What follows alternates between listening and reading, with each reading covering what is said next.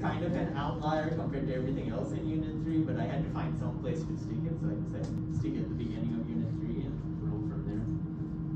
If you remember eukaryotes, everything that we haven't talked about bacterial is the fun of eukaryotes. Things that have a nucleus, they have other organelles, endoplasmic reticulum, Golgi apparatus, mitochondria.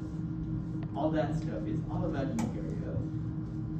Of course, when you take something like physiology, that's where you hear pretty much all about eukaryotes and you don't hear about the prokaryotes. Now in this class, once in a rare while, we'll talk about eukaryotes. So, we'll start off with the fungi and then we'll get to some cool worms. If you ever go to a four-year college and just want to take a fun class, take like a parasitology class, there's some cool stuff on that. Or take a fungal course, a mycology course, and spend an entire semester on fungus. It would be awesome. So, mycology is the study of fungi. They're eukaryotes like us. They are considered chemoheterotrophs, so they're not going to do photosynthesis. They'll decompose organic matter. That's how they get their energy, and they get their carbon to make up all their organic molecules. They are only either going to be obligately aerobic or facultative anaerobic. So there's no obligate anaerobes when it comes to fungi. And very few of these actually cause diseases in us. Only about 200 of them out of the 100,000 or more actually cause that disease in humans. So, but they can still get a bad rap.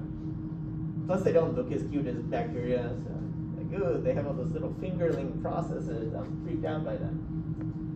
So basics, if you're a fungus, so you're eukaryotic versus bacteria being prokaryotic. Their cell membranes have different molecules in them than bacteria do. So they have things called sterols, sort of related to steroids, whereas bacteria do not have those, except one specific type called mycoplasma. Their cell walls are also different. So of course, bacteria have peptidoglycan in their cell walls. Fungi have other things called glucans, mannans, and then chitin. Same molecule you find in like insect shells, that's also chitin. But they don't have any of those peptidoglycan molecules in them.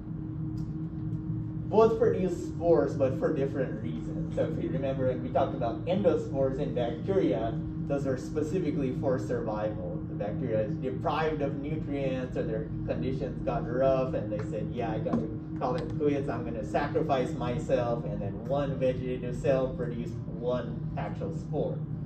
When it comes to fungal spores, they're trying to reproduce. They produce spores when they're happy and healthy. They have plenty of nutrients, the environment's just right, and they'll produce a lot of spores. They're trying to reproduce and spread the population. And then when it comes to metabolism, they're heterotrophic, they'll be aerobic or facultative anaerobes.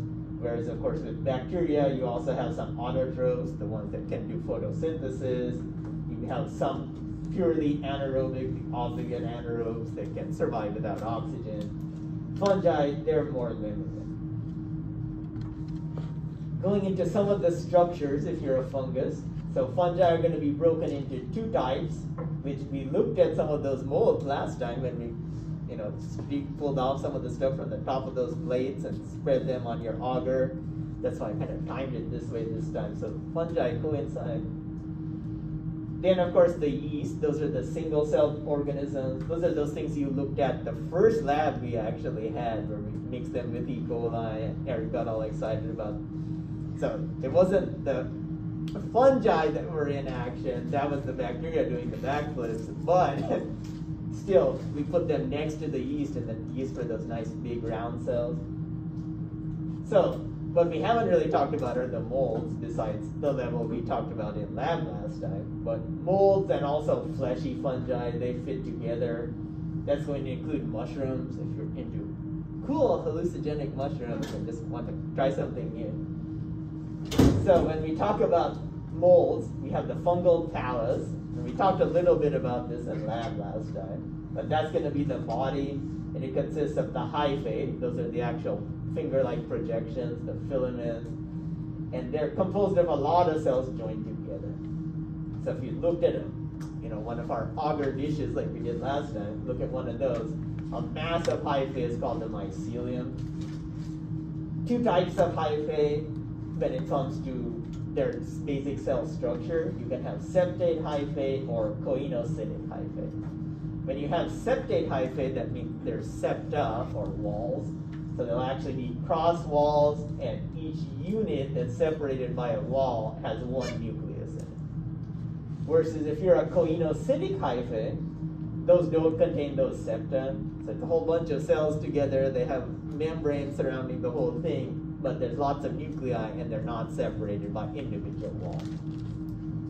When it comes to what their purpose is, then you have vegetative hyphae and aerial hyphae. So the vegetative hyphae, if you grow them in a dish, they're the ones that are in contact with the nutrient agar.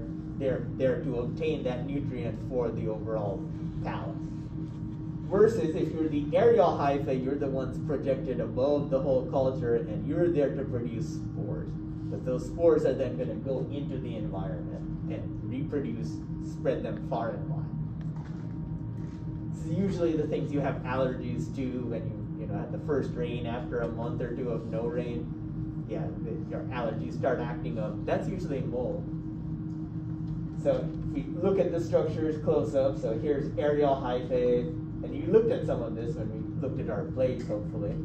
But the dark little spots, those are the spores, and they're growing at the end of these aerial hyphae. So they'll project above the surface of the whole fungal medium. Versus here's the whole mycelium, is the whole body of the fungus. And then the vegetative hyphae are specifically the hyphae that are directly in contact with the medium. They're there to get the nutrients for the fungus itself. When we talk about the different types of hyphae, so here's if you're a septate hyphae, individual units that contain a nucleus, versus if you're a koinocytic hyphae, there's none of these cross walls separating them. So basically this is a multi-nuclear unit because there's a lot of nuclei without separation of cross walls.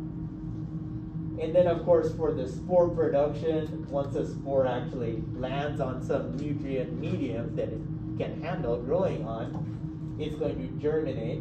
These spores are only for reproduction, they're not as a means of survival. So in bacterial cases, they produce them when they're on their deathbeds. In the case of fungi, they're producing them when they're having a great time. And they'll produce way more than one spore per fungus. So produce the spores, it germinates, basically it'll produce a whole new organism that can then produce many more spores. Yeast, on the other hand, so they're non-filamentous. They're unicellular, so individual yeast function on their own. This is the thing women and in some cases men can get yeast infections. That's from these guys. They're spherical or oval in shape. There's no rod-shaped yeast. Most colonies on nutrient media are going to appear very similar to bacterial colonies. So if you grow yeast on a medium, a lot of times you can't tell it's a yeast versus a bacterium just by looking at a colony on a plate. There's two types of yeast then. There's budding yeast and fission yeast. So if you're a budding yeast, you're going to bud off. You'll basically, like, if you could rip off your arm and start a new person, that's what a budding yeast is going to do. So it's dividing unevenly. If you're a fission yeast, you're doing like bacteria do, going through binary fission. One cell is happy, it's going to split into two about even size and shaped cells. There's also the cool fungi that are called dimorphic, so they can go between the two conditions. At one temperature, they're often yeast-like when they're in our bodies infecting us, at 37 degrees, they'll be like a yeast, unicellular, rounded. And then they come out of your body into the environment, that's when they go into the mold-like version, like at room temperature, 25 degrees. Here's what a budding yeast would look like. So here's the parent cell, and it's growing additional yeast that are budding off of it. So the nucleus is going to be in this one parent cell. It divides, and the DNA is copied into each new projection. So here's another one budding off. And these are the bud scars where a previous one has grown enough to break off basically and start a new organism. So you'll see some of these parent cells that have the scars all over them. So same idea. Yes, Aaron? Can they regrow on the scars as well? Or No, I think once the actual scar area is gone through, they won't pop out from that same location. But they can be really close by, like you could have another scar right next to that. So yeah, you'll have some of these parent cells that have like 15, 20 of these scars. They're real magnets for reproduction. And here's what a dimorphic yeast can look like. So it'll be yeast-like like this. If temperatures are higher or conditions are favorable to be a yeast, then it's nice and oval or spherical in shape. And then you change the temperature on it and it starts going back to the filamentous multicellular version. And then you increase the temperature again and it'll go back to being a yeast. So a lot of the fungi, those 200 species that actually can make us sick, a lot of those are actually dimorphic. When you go through a fungal life cycle, so you have the filamentous fungi, they're reproducing either asexually, but they just say, hey, I'm going to make another version of myself, or they'll go by fragmentation of their hyphae. Remember, fungi can reproduce sexually or asexually. When they produce sexually, they don't have male and female, like our cells do. There's not like eggs and sperm, but there are versions, we call them plus and minus. So a plus strain can mate with a minus strain. So that's what happens during sexual reproduction. So you can do that when you produce spores also. They'll detach from the parent in either case, and then they germinate into a whole new mold. Fungal spores, like we said, they're for actual reproduction. Not the case with bacterial spores where they're purely for survival. In either case, they'll be formed at the end of aerial hyphae. When we talk about the asexual spores, there's a lot of ways that you can form asexual spores if you're a fungus. So they can be produced via mitosis and cell division, what eukaryotes standardly do, what you learn about until you're tired of in physiology. They're going to be formed by the hyphae of one organism only.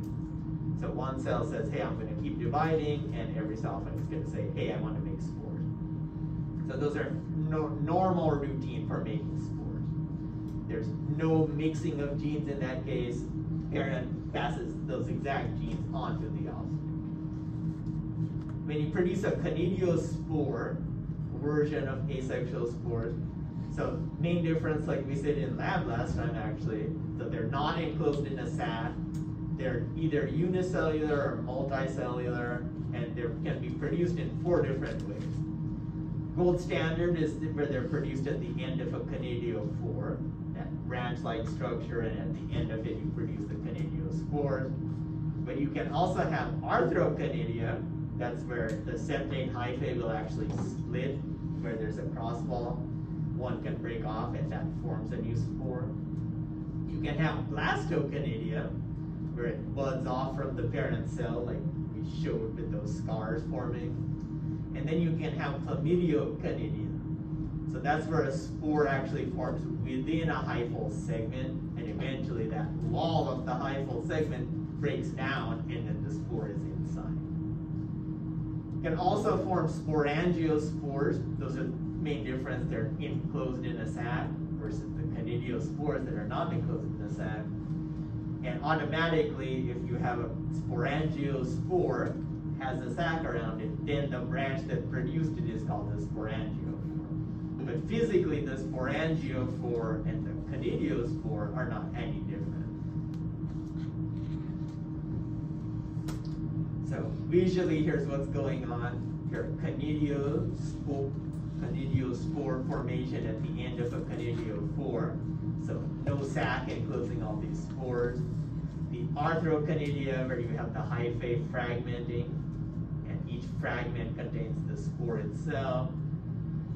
The blastoconidia, where it's budding off from like a parent cell. And pretty quickly, actually, after one buds off from another, it itself can start actually budding also. fungi really like to reproduce if they can. The chlamydio-conidium, where the spore actually forms inside of a hyphal segment. Usually it bulges up a bit like this when there is a spore inside there.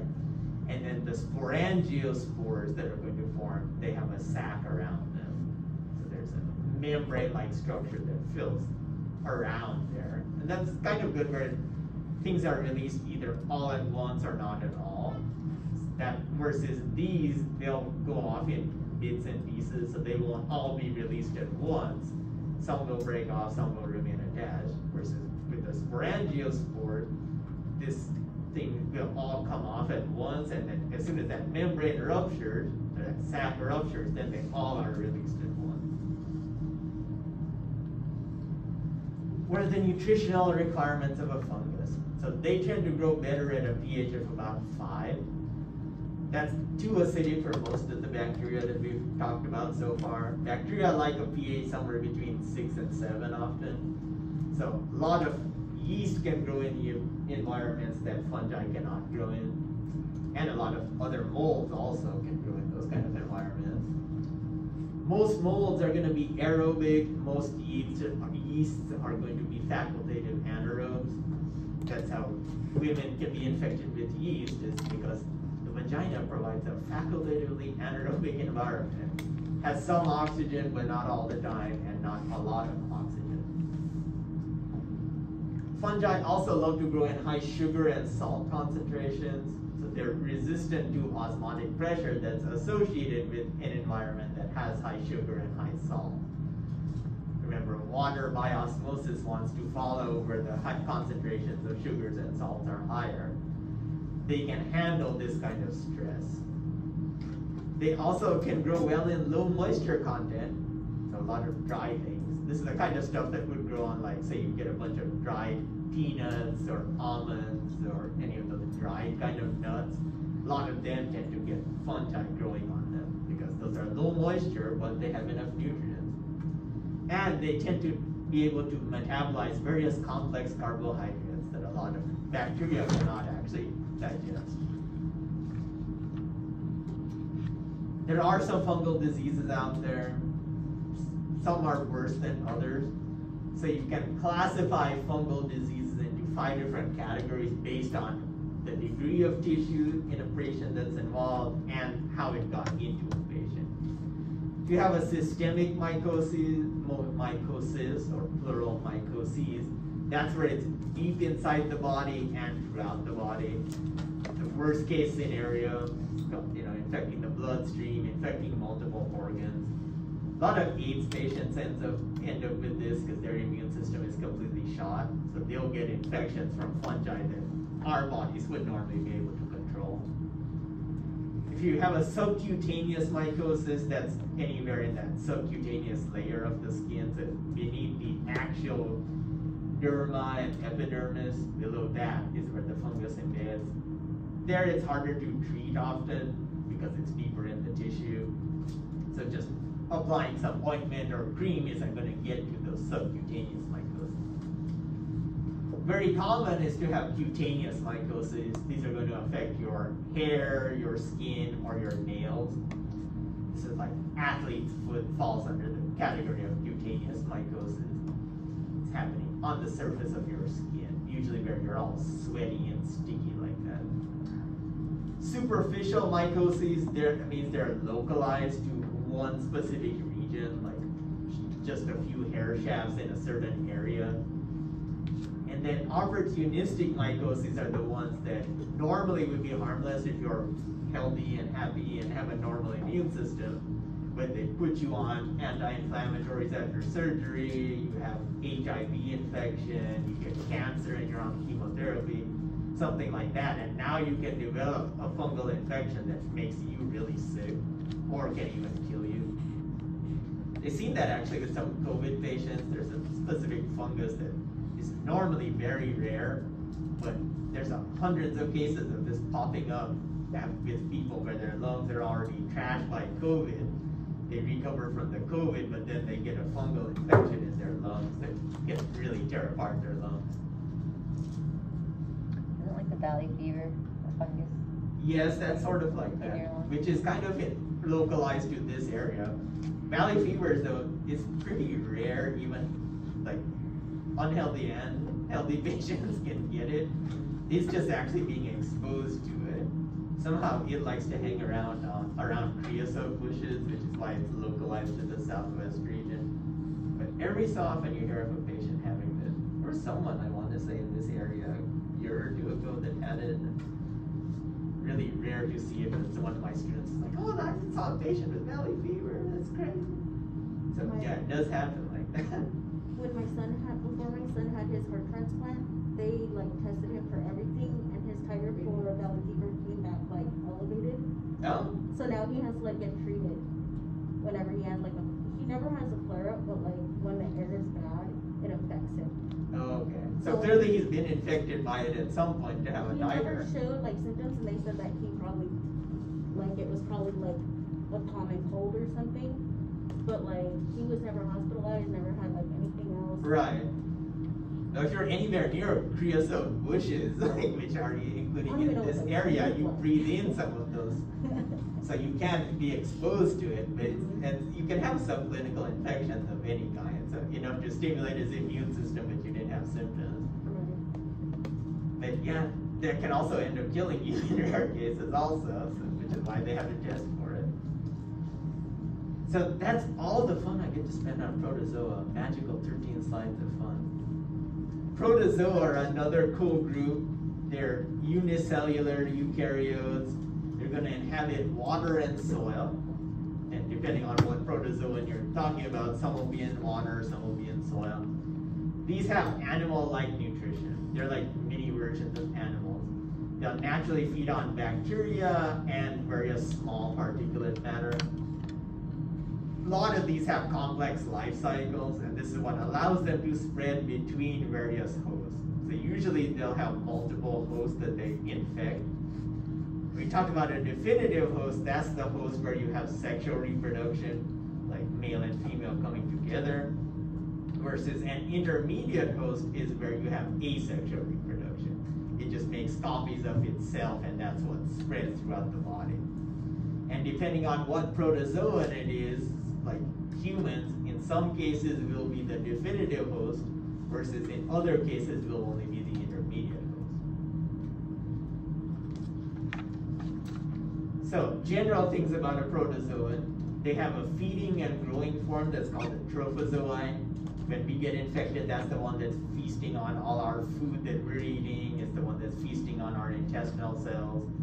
It's getting all its nutrients from us in the feeding stage. They go through asexual reproduction by fission, budding, or another form called schizogony. So fission, of course, where they evenly split into two. Budding, just like with the fungus, where a portion breaks off. With schizogony, they go through multiple fissions. So the nucleus keeps dividing, but the actual cell size doesn't keep increasing with that. So you have a bunch of smaller cells because the nucleus is divided multiple times, and then the cell is going to divide. So you end up with a cell that has like 5 or 6 nuclei before it actually divided. Then they go through sexual reproduction by a process called conjugation. And this is different from bacterial conjugation that we've talked about in 2.3 and forming that sex phyllis and transferring plasmids. This is completely different. So this involves the cells actually fusing together. They exchange micronuclei, they're little versions with their DNA on it. Those will be exchanged and then fuse. So like it says, oh, I'm going to give you a copy of my micronucleus, have it fused with one of yours, and you give me a copy of your micronucleus and I'll fuse it with one of mine. Some will produce a cyst also, and that's a form that can survive adverse conditions. It's like the equivalent of a spore with a bacterium. So a lot of times you'll have a trophozoite feeding on you, and it infects you, but it gets lost in your body. Instead of staying near your intestines, it burrows through your intestines, end up in the bloodstream, but then pops out somewhere in a muscle. So muscles don't have lots of nutrients for them, so they can't just feed on the muscle. So they'll go from being a trophozoite to becoming a cyst. and that's where they'll hang out in your muscle.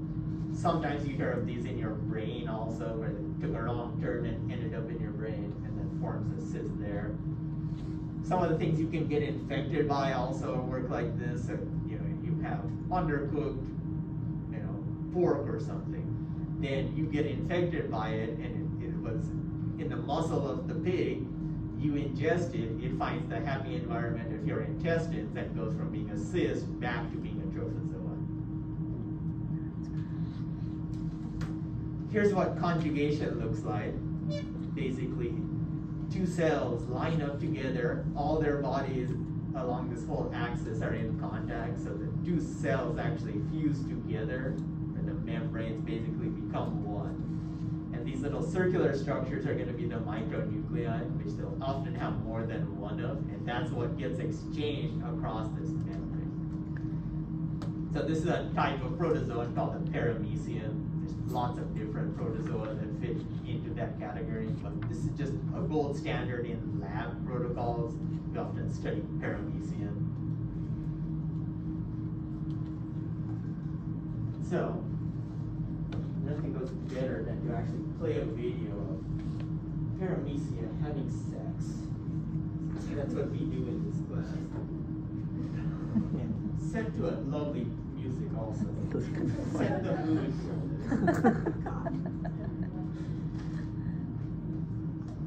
Love the afternoon. Love the afternoon.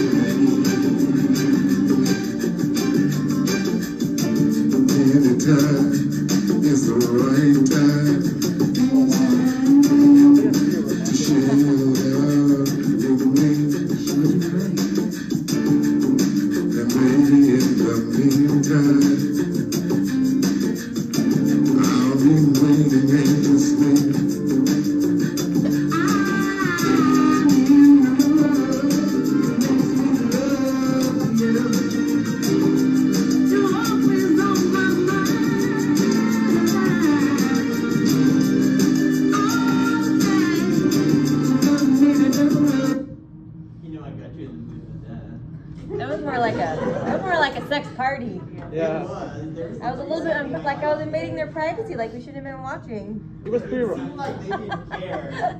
It was pretty romantic, though. After they each had, you could see them one kind of dragging the other one. Yeah. It's like a trophy wife. Check out what I just had.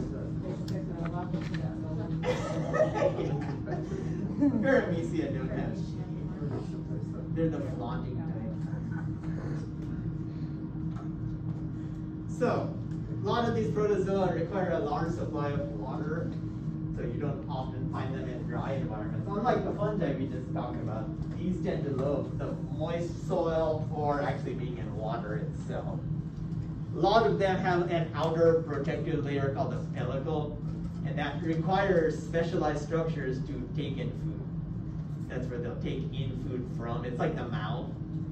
So, if you're a ciliate, a type of protozoa, they'll actually wave a whole bunch of cilia close to each other, and they have a mouth-like structure called the cytosome. That's the opening of one of these that they basically uses these cilia to shove in food into that cytosome. Amoebae, on the other hand, another type of protozoa, they're going to be sort of like when we talk about macrophages as part of our immune system. Our macrophages likely evolved from some of this amoeba or amoebae. So they go through a process called phagocytosis. They basically send out structures called pseudopodia, basically extensions of the cell, and they'll wrap around a food particle and ingest it. That's similar to how our macrophages and our dendritic cells that we'll also talk about, they wrap around, say, a bacterium that's infecting you and they destroy it, similarly to what amoeba do. Food gets digested in a vacuum, and then the waste products get eliminated through the plasma membrane, or in some cases, if it's more a specialized cell type, they have an actual opening that's called an anal pore that the waste products are released from.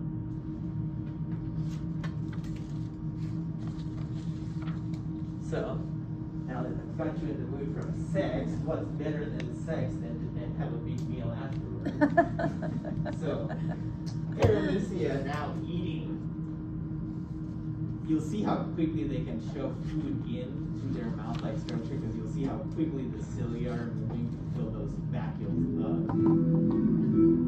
That's Different music choices.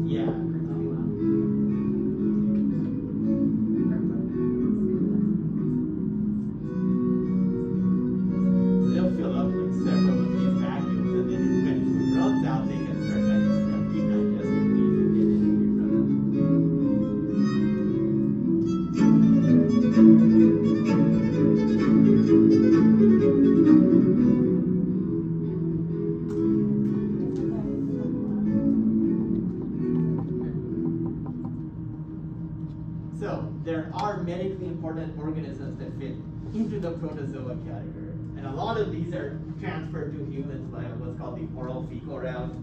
Basically, we're infected, have it in our intestinal tract, and that's where they're getting their nutrients. Then some of it ends up in our feces. That feces contaminates a water supply or a food supply, and then someone else ingests it, and then they get infected. Or in some cases, some of these can be transferred directly via the bloodstream, usually with the help of a vector, like mosquitoes, ticks, biting flies, things we generally dislike because they bite us and leave us with all kinds of bumps. But in the process, they're sucking blood, so if someone's infected, it's in their bloodstream, then they bite you, get that blood, they can take some of the protozoan with them, and then they infect somebody else. So that's how malaria spreads in tropical regions of the world. You have the excavata. They have central feeding grooves, or ventral feeding grooves, ventral meaning on the underside, and they have flagella. The main ones that cause infections in people, Giardia, Lamblia. If you've gone to Mexico, a lot of times people come back with this when they go a few days and then come back with severe diarrhea. That's often Giardia. There's one that's actually sexually transmitted called Trichomonas vaginalis. So imagine something like what I showed you in the videos of, but now swimming around in your vaginal tract. So yes, that can actually happen also. And it is sexually transmitted like that also. Then we have the amoebae. They're going to be the ones like the macrophages. They're the ones that extend those pseudopodia and wrap around food. You have the apicomplexa. They have an actual apical region that serves sort of like a battering ram. These are going to be in things like malaria. That's an apicomplexa. And then the ciliates, those are going to be the ones that have those cilia that shove food into these vacuoles and then fill up. They also have cilia around their edges that also feed, and that allows them to move around in a liquid environment. So, that's all you need to know about the Excavana is, oh look, there's a couple that cause diseases in it. The amoebae then, they're single-celled, they're animal-like organisms. They have this kind of appearance, which is a lot like some of our phagocytic immune cells also. Sakura, you missed some awesome feeding of my protozoa too. I know. It wasn't as good as the sex, but it was still good. So they're going to move by extending their pseudopodia. They'll kind of creep along the surface, and if they discover some food, they'll wrap around that food particle or their prey, if it's a living cell, using those same pseudopodia. So here's a whole amoeba. These are those pseudopodia, and they use microtubules, if you've ever heard of those. That's what the internal cell skeleton is made of, so they can use that to extend, and these would extend around, say, a food particle that could be placed here, and these will wrap around the whole thing and shove the whole food particle into the cell. Entamoeba histolytica, that's one of the few that can cause disease in us, so it causes amoebic dysentery. Another thing you often will get going to Mexico or Central or Southern America or parts of Asia. You have acanthamoeba, so this will infect your eyes, causes blindness. Surprisingly common, actually, the amount of blindness that can be caused by this. Now, Melamuthia, so this causes amoebic encephalitis. Basically, you get infected by the oral fecal route, go through your intestines via your bloodstream, and end up in your brain, and then multiply there. And then Naegleria fowleri. This is the cool one because you hear about it in the US because it does happen. Some years there's like 1 or 2 cases, and some years there's more than that. But pretty much if you're infected by this, you have 100% likelihood of dying from it when it does happen. Because by the time you realize that that headache you have is not just a normal headache, and it's actually these guys eating your neurons, usually your brain is too damaged, and then by the time you make it to the hospital and start treatment, yeah, you're gone. Which of course I have to have a video on. So I love this unit because we cover cool stuff like this that you don't get to hear about other ones. So Naegleria fowleri, brain-eating them. And you hear about these cases sometimes from water supplies where they say, oh, there's a boil order because the water supply could be contaminated. If you have a swimming pool and you don't properly chlorinate it or do salt treatment, if you have a salt pool, then this can grow there. Or lakes, right? Yes, and then freshwater lakes, usually in the summertime. So It's they'll hot. only do this in the warmer times of year. So usually you hear about infections from like May through August when people go swimming. And it basically, ideally gets into their nose, and then from there just burrows into the brain. It's the usual route of infection, actually. It is kind of, yeah. Yes, it is. Yeah, there was a woman that got infected a couple of years ago. She was doing like those nasal douches to rinse out like after having a nasal infection, but the water was actually contaminated from her faucet, and so it got a free passage in there and killed her that way. There was an incident, a kid died at a water park because apparently the water there was infected by this and they weren't properly disinfecting it. So you can't have this in your home swimming pool, hot tub also if you happen to can afford that at your home, same routine. But luckily it's not that common. I mean, thousands of people go swimming every day in the summertime, but only 1 or 2 cases happen every summer.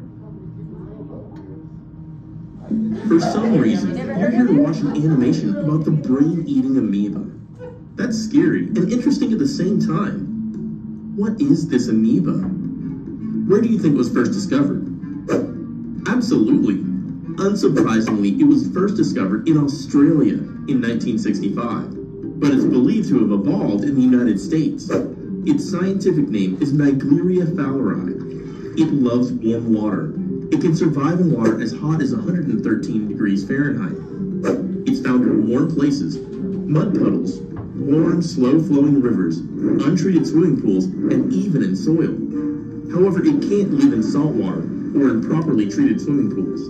Naegleria fowleri normally eats bacteria, but if it gets into humans through the nose, it uses the brain as a food source. Activities like diving, water sports, water skiing, in which water is forced into the nose, increase the risk of infection. Fortunately, it doesn't transmit from an infected person to another person.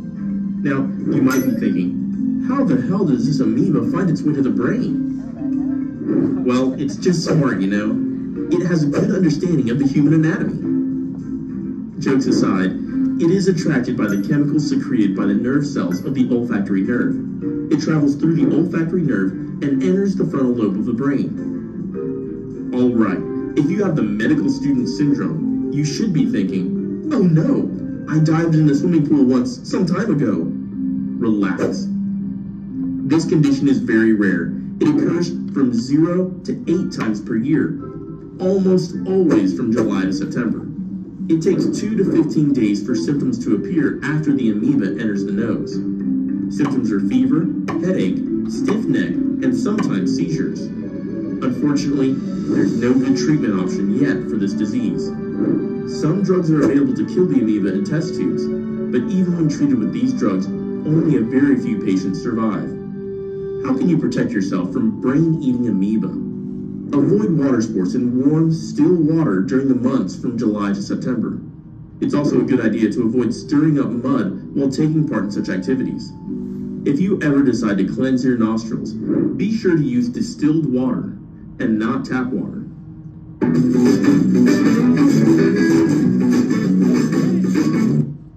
So yeah, don't get water in your nose. Because yes, you could be one of those 0 to 8 cases of the millions of people that go into water. You never know. That's the scary part. Yeah. And of course, anytime you just have a headache, you're not the first thing you're going to think about is Naegleria fowleri. I'm not taking a shower anymore. Why do you take a shower? Just You guys Yes. don't breathe the water through your nose. It's pretty dangerous. And especially if you're in the shallows, like you're just at the edge, and you let me just dip in the water because it's kind of warm. That's where you'll pick it up because it's close to the soil. If you're more in the center of the lake, you're less likely to have it. It's colder there too. And that, yes. They also say use the nostrils, those things to breathing through your mouth, but still at least you're protecting yourself from things getting into your nose like that. I like how they need a brain-eating bacteria. Of course they are. So it's only the nose, like what if you swallow some of that water? Yeah, you'll be fine if you swallow it. The key is that it gets into the nose and then it can sense where the olfactory nerve is and then burrow in there. Yeah, it won't cause any. If you swallow it and you sneeze and it shoots out through your nose, you're screwed, I right? don't think they've done any studies on how often that happens out of those 8 cases a year, but theoretically it is possible. But only if it happens like one in succession right away, like you swallow it and then immediately sneeze. So just have something to clean your nose with. Yeah, anything could happen. Just keep that in mind with all these kind of infections we cover. You might be that one. I'm not showering. Please shower. Pretty dangerous. Yeah, same thing with once in a while you hear about this being found in a water thing at say a hotel or something if they're not properly sanitizing the hot water tanks and all that. Then of course you're showering, water's getting in your nose this way. Yeah, that kind of stuff can happen. So is there ever That's why Paul said he's not going to shower. Now he's not going to shower. You're going to have to move him somewhere else if he's not going to You shower. should totally shower. You should just not put your nose up to the shower. Exactly. You've showered all your life and you've never got it. But see, I didn't don't know. inhale when you're having the water hit your face. But now this is scary though. Inhales Yeah. the water. I mean, you used to have time and energy. If you take a 3rd or 4th year class or this just for fun, there's cool things you can take, have a gross picture day where you just show pictures of some of these cool infections and what they do to your body. It's pretty awesome. So we'll stop there, take our break, and come back and take our quiz, and then I'll finish off this.